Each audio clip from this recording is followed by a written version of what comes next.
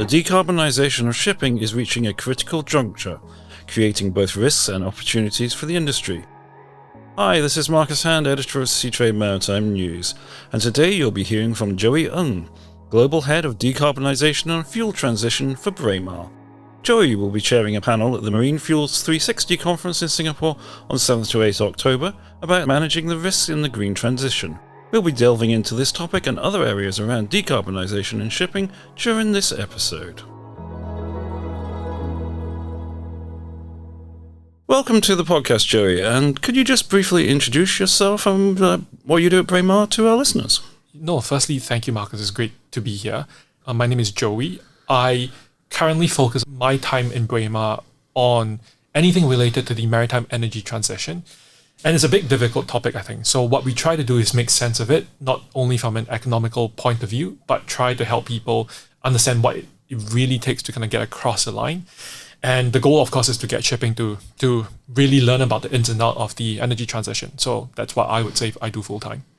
Now, we've got the IMO levy and net zero framework coming up. Could you talk a little bit about this and what's the position in terms of this actually coming into force?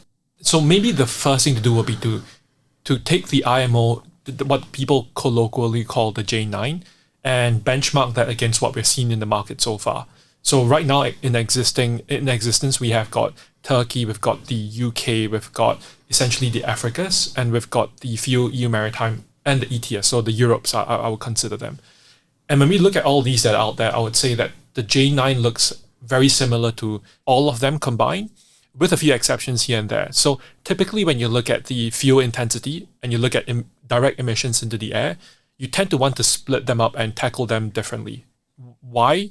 Mainly because you have different solutions for different parts of it. So for example, when you look at direct air emissions, you could make the argument that carbon capture works really well in that space, whereas fuel intensity, you're more focused, for example, on the change of the underlying fuel. So J9 is a little bit odd that you mush them together and you go like, look, this is kind of how we want to target the whole thing. But having said that, I think for me, the biggest deviation from the J9 to everything else is really that it focuses on essentially a step change in the fuel that we try to burn. And we have a very limited time to use the surplus units, which is very unlike what we have in the Fuel EU Maritime. So just because of these two features, I think that it should be no surprise to everybody that the goal is basically to encourage quick change, but not necessarily to layer on extreme financial burden to the industry. Because instead of paying, we can always look at different fuels to find a way to mitigate the cost as much as we can.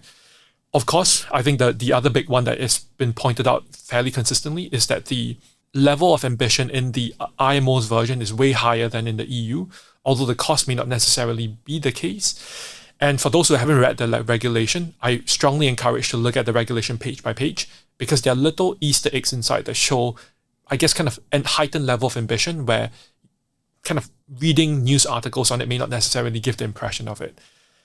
In terms of the second part as to the probability of it going through, I am never a betting person. And what has happened over the last few days with different people coming out to say different versions of it, I would only say to everybody that this has been a problem, or rather this has been a topic that we've been talking about since even in the 2015. So it's not something that's new. I think a lot of people think it's new, but the version that we're looking at now is fundamentally quite different, but the challenge itself has been around for quite some time.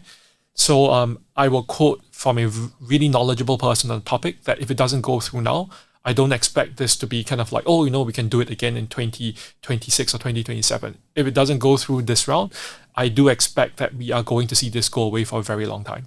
So would that lead to a position where we've got a more sort of fragmented kind of picture with regulations in Europe and perhaps elsewhere? Well, that's again a great question. I think the difficulty right now is that a lot of the flags are in two minds. Do we add on another layer of compliance cost, or do we find a way to interact with the IMO policy? I think there are benefits and of course there are downsides to doing both versions. So if, let's say, for example, all the flags decided to find regulation that interacts directly with the IMO policy, you will start to get a point where the degree of complexity goes up nth amount of time. So I'll give an example. Let's say I do this particular trade that I'm paying a flag level levy, and then to basically interact with the IMO levy, it's a correction after a certain so let's say, for example, I pay 100,000 to flag, and I pay 50,000 to the IMO. And Flex says that, oh, okay, since you're already paying into a different system, we adjust for it.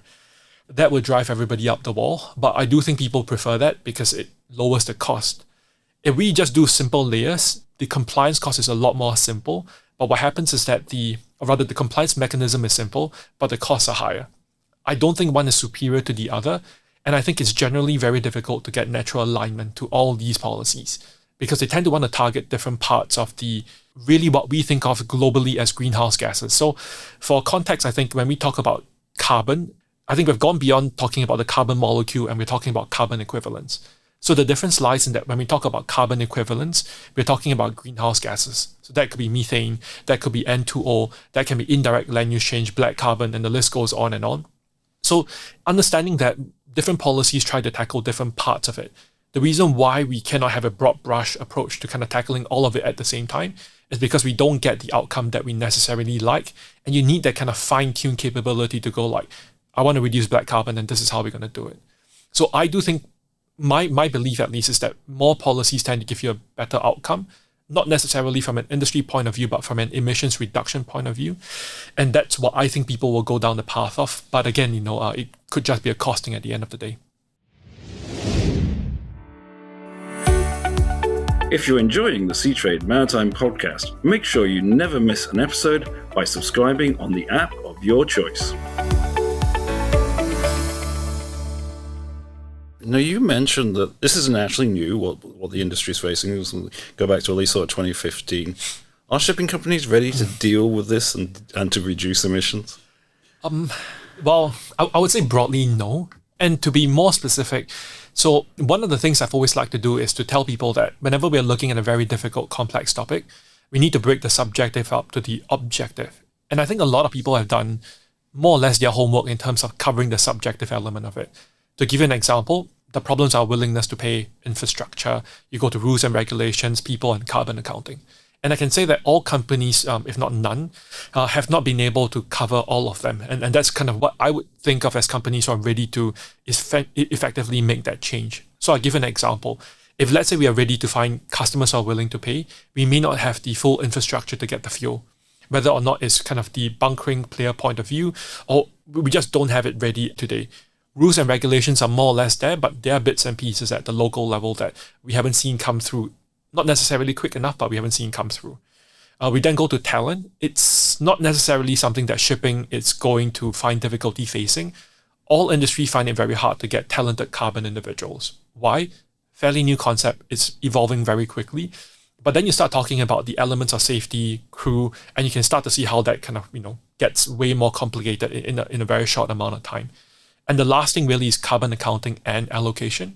So the very simple kind of concept behind it is that if we cannot measure, how can we tell people how much to pay? But if we cannot tell them how much they're responsible for, it's that much more difficult for them to pay. And I think that most companies have got bits and pieces ready, but when you're talking about the complete package, I struggle to find a company that I can say has everything kind of ready to go. Okay, so there's still quite a bit of work to be done on that yet. I'd just like to sort of come to your own experiences working in decarbonisation, and perhaps you can tell listeners a bit about your own experiences on, how that relates to shipping.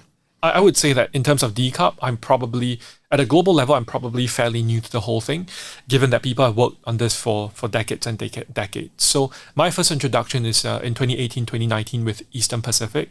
And I would say that from a shipping perspective, I'm kind of like a dinosaur in decarb. We ordered a bunch of new dual-fuel large container ships, and that was kind of my introduction to the whole thing. We started looking at only tank-to-wake emissions, ignoring greenhouse gases, and that really was my first peek into what this whole thing was really about. Back then, we were not too concerned about crew training, infrastructure. We were really concerned about capex recovery, and to a large degree, I think we're still kind of in that phase a little bit.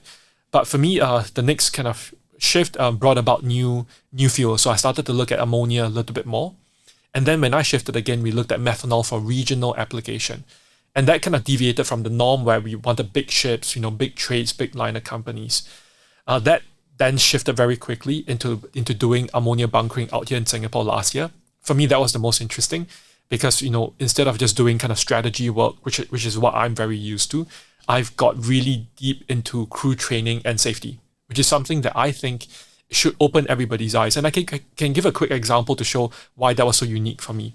The way I've always explained ammonia safety is not so much about kind of what measures you take, but what kind of scenarios you think can play out, and you develop something that's specific for it. But I think in most people's mind, when they think about ammonia, they go abandon ship. But depending on what goes on, it might be something as simple as just waiting for the thing to blow over. And for me, that was so unique, because coming from a place of kind of fearing ammonia, you could start to see how you could harness the power of ammonia. But that, of course, then led me to Braemar, where I think the difficult part is probably what I'm doing now, trying to commercialize all of it. So ups and downs, looking at basic stuff like CapEx recovery, to looking at, for example, how the alternative energy markets are playing out, to actually doing physical trials where I was completely out of my depth, talking about safety and crew training, and then commercialization, which is probably the biggest challenge. So really quite a broad range of different things you've looked at there, actually. That's quite interesting, sort of bringing that together. Now, Joey, you're going to be moderating a panel at the Marine Fuels 360 conference in Singapore, and that's looking at the risks of decarb to shipping. And I think you've just sort of touched on some of those a bit there, training, crewing, and so forth. Explain those risks a bit more. No, for sure. And I think this is one thing that a lot of people are going to benefit from. I would say that coming from ship owner, and that's kind of my foundational training in shipping, risk mitigation or risk management is a very big part of the industry. And at the end of the day, these are people's lives at sea that we're talking about, much less the asset risk that we're taking on. So during that session, I think we are bringing great people on from different parts of the industry, and really want to try to help people uncover the amount of work that's happening outside of that ship owning operating space, where people are trying to make sure that we can use these alternative fuels once they hit the water. Simple examples, of course, are trying to ensure that insurance can keep up. Or even when we talk about, financing of green fuels or dual fuel ships, for example, how do we tell what's a dual fuel ship? Is it green? Is it not green? The definitions, basically any kind of remedial actions we can take. And hopefully we get to go through that a little bit and show the shipping industry that shipping itself I guess kind of depending on how ready we are, but everybody else is ready and willing to go. Okay, so you actually see that the things around shipping are ready for this and prepared? Yeah, I do. I think one of the challenging things, of course, is when you look at something like that, you do tend to get fairly distracted whenever a new problem or what seems to be a new problem comes up. So a lot of the times let's say when you're about to order a ship, they go like, look, fuel is not available. What happens if you talk about green fuels? People have been talking about the energy required to develop these new fuels as a problem in itself. What I'm seeing, being kind of where I am, it's more around there are so many solutions that people are developing, that people are putting effort into to get shipping ready for it. There are downsides, of course, to kind of having an unlimited amount of options for shipping compared to the aviation industry, where it's kind of cut and dry, only one path. And that we have ways and means to get across the line, where certain industries have no choice. So I'm not sure whether it's kind of a blessing or a curse, but regardless of whether it's a blessing or a curse, I do see people ancillary to shipping or kind of at the very edges of what we typically call conventional shipping. They are getting ready. They are making the move. And this doesn't stop at, for example, the insurers or the P&I clubs. We are even talking about the intermodal systems, the rail, even the trucking to some degree, going through that difficult change in the digitalization, ensuring that the ports are ready for bunkering of the different fuels. So everybody is changing bit by bit. And what we really need to do, I feel, as an industry, is to step back and see how much we've actually progressed over the last few years, despite all the wars, despite all the pandemics, despite all the regulation change, and how far we've made it. And it's just to hold on to that kind of optimism, that kind of positivity, and push forward, because I do think we're not that far away. Excellent. That's actually quite a positive picture, I think, compared to a lot of what you hear sometimes with this. Now, you're working in the sort of data and intelligence part of this business. How can shipping companies leverage this when it comes to decarbonisation? One of the biggest things, I think, it's having kind of industry standards into how we look at the problem that we're trying to tackle. So to give an example, when we first looked at emissions reduction, we had no real baseline developed to say that we are reducing emissions by X or Y. So when we start reading and when we start to gather data points, we're starting to see like, as an industry, our emissions have gone up. Some people are talking about massive reductions like 50, 60, 70%. And we're starting to see kind of people pull their hair as to, are we actually reducing emissions or not? And I think we need to develop as an industry a way to look at this problem so we can start to tackle it. There are ISO standards available for how we can measure transport emissions, although I do make the argument that there needs to be certain tweaks. But I think whenever we look at data, we need some kind of homogeneous way to look at measurements. And then I think the second part is of course increasing not only the cleanliness of the data that's coming through, but what we measure and what we take on the ship, what we're actually capturing on a ship-by-ship level. Because the challenge, of course, is that when you make it too granular, it's so difficult to understand. But if it's too high level, we lose all the ability to make sense of it. And the last one, I think, of course, is the capability of analytics. Like, what are we really trying to look at? Developing the measure. But for me, when we start talking about all these things, the hope is, of course, to attract more talent into the industry. Because one big problem, I think, and I've been hearing this consistently for the last few years, that shipping lacks a lot of talent. And to me, this is one quick way to pull in people who are not only passionate about what they do, but the younger crowd who are, I guess, kind of more open and more involved in kind of data and analytics. So it's more sort of shift in the kind of roles that are available in the industry then? Yeah, I would say so. I mean, I think that the new commodity, I would make the argument, is actually data. That's a new one that people will have to trade in. And we're starting to see this a little bit with all the different platforms that have been out in the pandemic. For example, you can point towards Freightos, you can point towards these different freight platforms. And for me, it's really the unique part about the industry that hasn't been touched too much by digitalization. Is there a way to make money? I believe so. I think it's difficult if you really want to kind of make it widespread. But this is also why I think shipping is so unique. We have been very much insular in the way we approach our business. But once we start to open up a little bit more, I do think that data can be something that we can all make money off. Excellent. That'll be really interesting to sort of see how that progresses as we go forward with this. I think just to kind of wrap this up, just to ask you a little bit about what is the role of a broker in the future of sort of carbon shipping levies? So I would say this, kind of having looked at broking shops from a mile away and then being in one and getting closer and closer to one every day, I do see the role changing over time. Typically, when you look at a broker's job description, it's always about relationship building. It is always about being close to the customer and trying to figure out what they really want. Increasingly, I do make the argument that if brokers can really understand the problem and find the solution and really be good problem solvers for the industry, I do think that broker would do fairly well. The challenge is that decarbonization is not a static concept. So a lot of people think that, with the IMO releasing this standard, or in the extraordinary session, once we vote, we will never need to talk about it again. The reality, however, is fairly different, because more and more gases will be introduced into what we are trying to manage and try to, I guess, kind of govern to some degree, that the solutions will evolve and change over time. But not only that, we're not going to look at one solution across the time series. For example, when we look at short term, we may say that this is the fuel of choice. Medium and long term, we could look at something else. So as brokers, I think as we start to be more familiar with the topic, and as we start to look across different industries, value chain, ship sizes, looking at different trades, different speed profiles, looking at different needs to begin with, we are in a unique position where we can start to say that, these are ways that, different parts of the value chain can work together and develop something that's not necessarily in isolation, where we can really spread the cost amongst everybody, but not only the cost, but we can start to kind of say that, look, there's a lot of money to be made in this market. All is a great opportunity, and this is how everybody can be taken care of. And I do think that, if brokers are able to do that fairly quickly, that industry would change quite quickly. So that's essentially a kind of new role for the broker, isn't it? Yeah, I do think so. I mean, think of this as kind of again, it's going to be a painful process as we go from kind of spot chartering to kind of projects. But I would say that this definitely sits kind of squarely in the projects realm. Okay, really interesting to get that picture. Joey, thank you so much for taking the time to talk to our listeners, and we look forward to seeing you at the Marine Fuels 360 conference in Singapore. Thank you for listening to the Seatrade Maritime podcast, and we look forward to joining you on our next episode.